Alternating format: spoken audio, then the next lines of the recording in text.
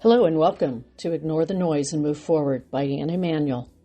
For years I found myself rereading my life stories and only recently realized how my life experiences and the people I've met along the way changed my life. All of my stories are short, and at the end of every blog story, I give you ideas on how you can begin writing your life stories. The highway is calling. The pull of the highway is so great. I think of getting in the car and driving, not knowing what direction I will take. The draw is the beauty of the road. Doesn't take much of a drive to get to the country, even in Manhattan. One of the most beautiful rivers is the Hudson River. Take a drive north of New York City to quaint towns along the Hudson River Valley. They are beautiful. You should Google towns in the Hudson River Valley. From Akron, Ohio, head south on 77. And you have farmland and woods in 45 minutes.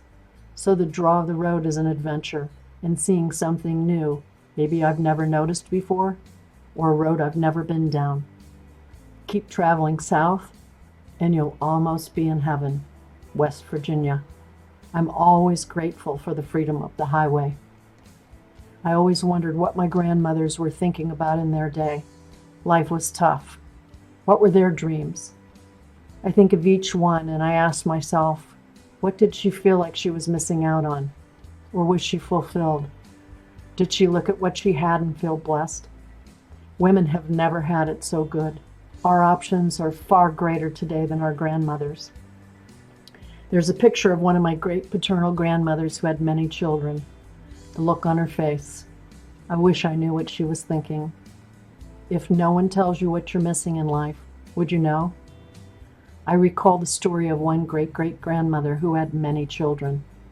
I think it was my paternal great-grandfather's mother.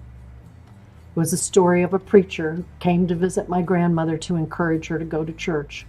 She had many, many children, all little gifts from God. The preacher talked with her for a little while. She was wishing he would leave. When he finally did go, she reached into the cupboard for a little something to drink. Shortly after she got herself a little sip, the preacher was knocking on the door again. She put her drink back in the cupboard. The preacher said, "Miss Booker, do you want to go to heaven?" My grandmother said, "Well, let me ask you something, preacher. Will there be children in heaven?" Preacher said, "Well, yes, Miss Booker, there will be children in heaven." To which she said, "Well, then, I don't want to go." I love that story. I wish I had recorded my aunt telling the story. I also wondered if my great-great-grandmother felt the pull of the road. The purpose of my stories is to encourage you to write about your life, and you will be amazed at your personal growth.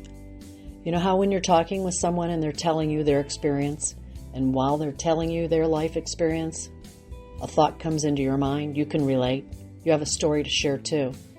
Begin at that point and start writing. Thank you for listening to Anne Emanuel. Ignore the noise and move forward.